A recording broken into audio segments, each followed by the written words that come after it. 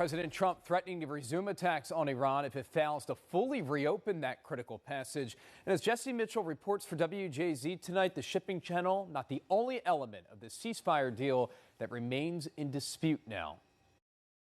A day after deadly Israeli airstrikes against Hezbollah in Beirut, Israeli Prime Minister Benjamin Netanyahu reiterated there is no ceasefire in Lebanon and said Israel will keep striking Hezbollah until security is restored in northern Israel. But he left the door open for diplomacy.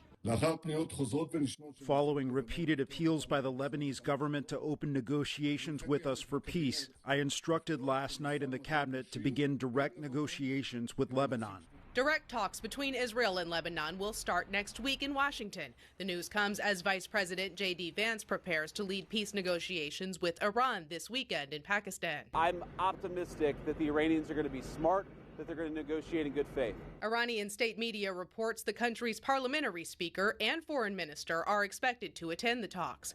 Another area of tension, the status of the Strait of Hormuz. Iranian state media reported Wednesday Tehran closed the waterway again because of Israel's attack on Lebanon. Iran now says the strait is open to limited traffic. It is inside our water.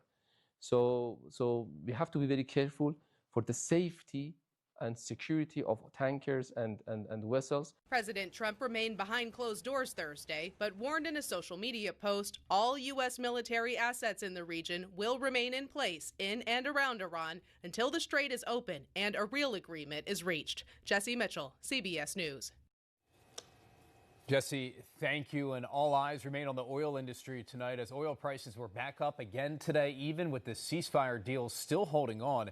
Gas prices climbed another few tenths of a cent today. The current average in Maryland, as you can see, about $4.20 a gallon, and the price of diesel closing in on a new record high.